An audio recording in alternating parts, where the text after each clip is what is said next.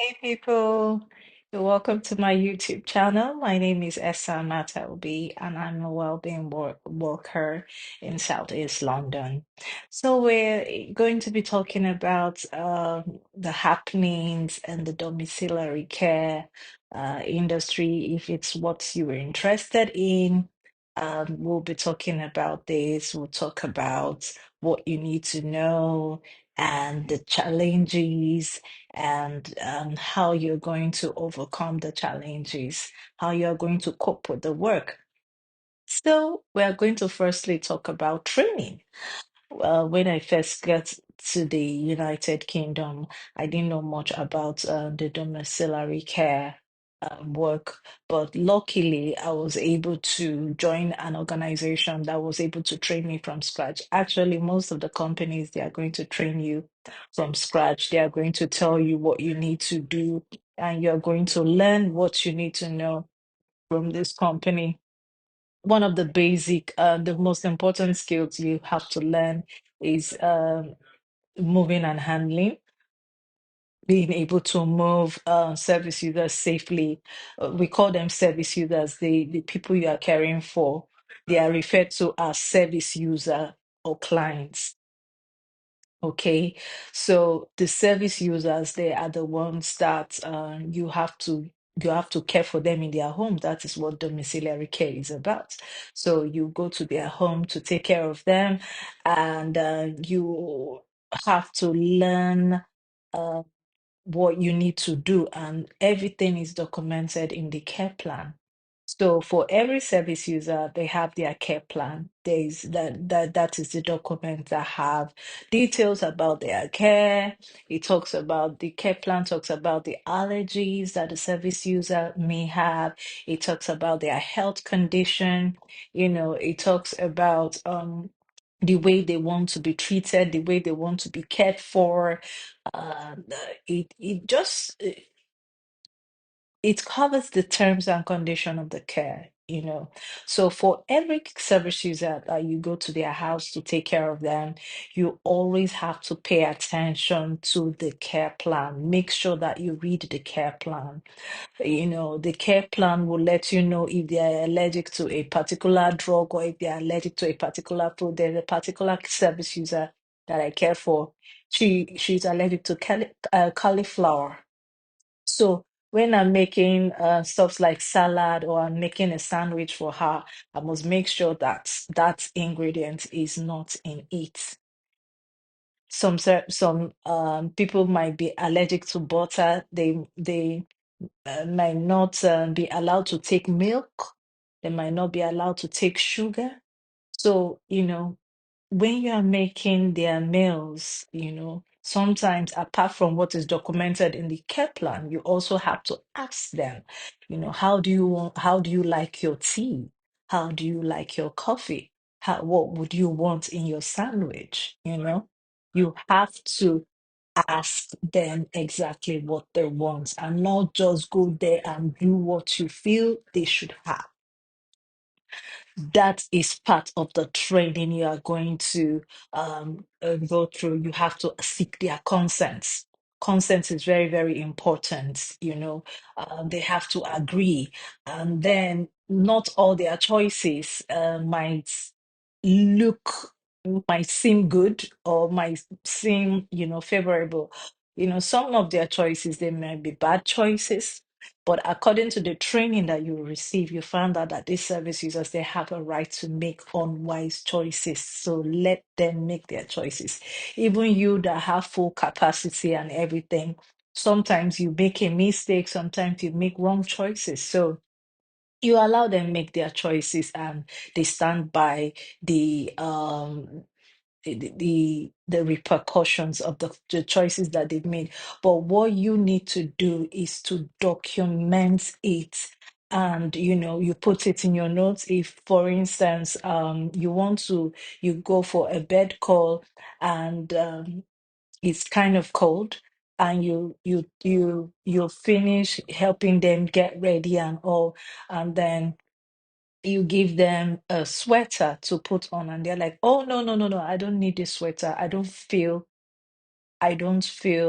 cold. I feel hot, and you're like, oh, it's going to be very cold tonight, and they insist, no, I don't want, do what I say. You understand? And maybe your insistence is becoming irritating. You don't want to upset them, and the next thing they are going to report you to management.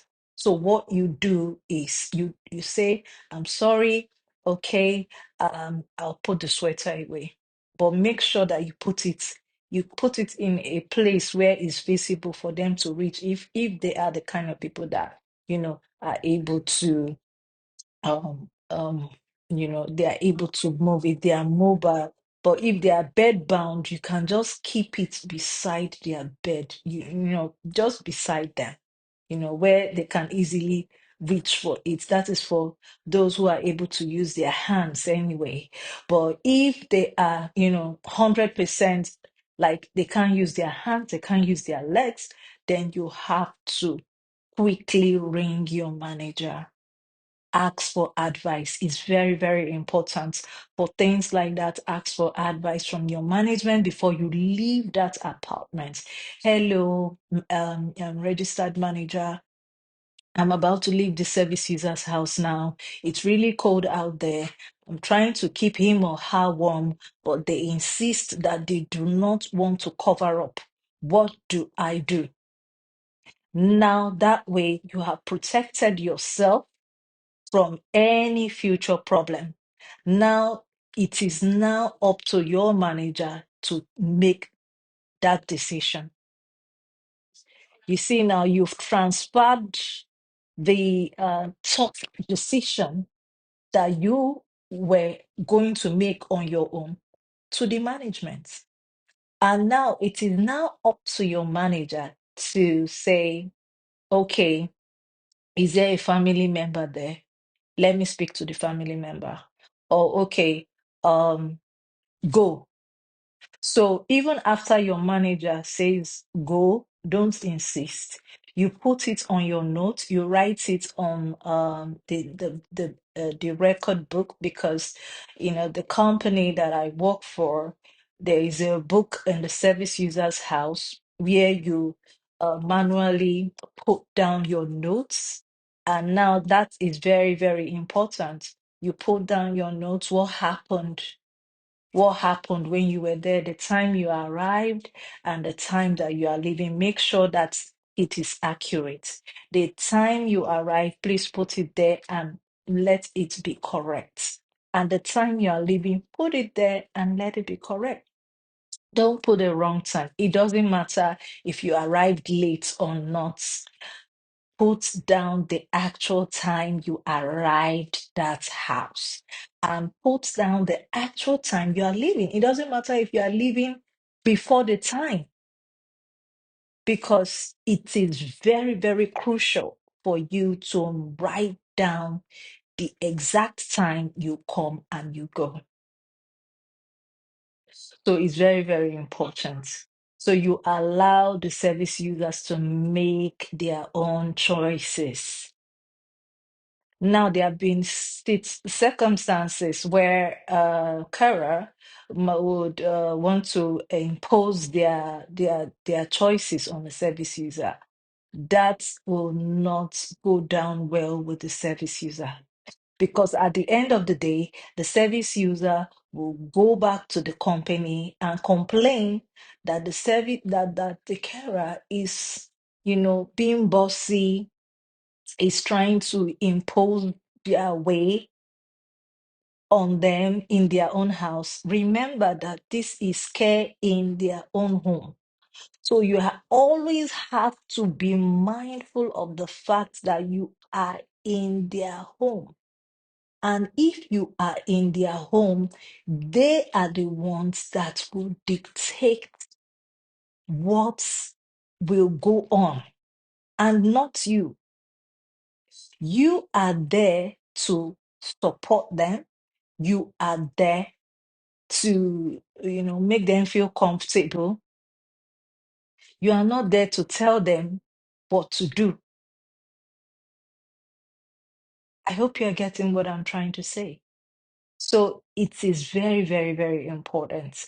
So I want to encourage everyone out there, for subsequent video, we are going to be talking in details about various aspects of what you need to know as a domiciliary care worker. Yeah, a lot of people say, oh, it's so difficult being a domiciliary care worker.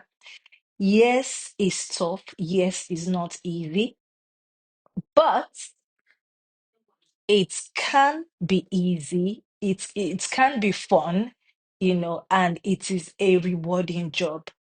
What is important is for you to have the heart to want to do it, for you to understand your role, for you to understand the role of the management that you work for you to understand the service users, and from there everything will work out. So until same time when we upload a new video, it's goodbye for now. Don't forget to subscribe, like, share. Bye.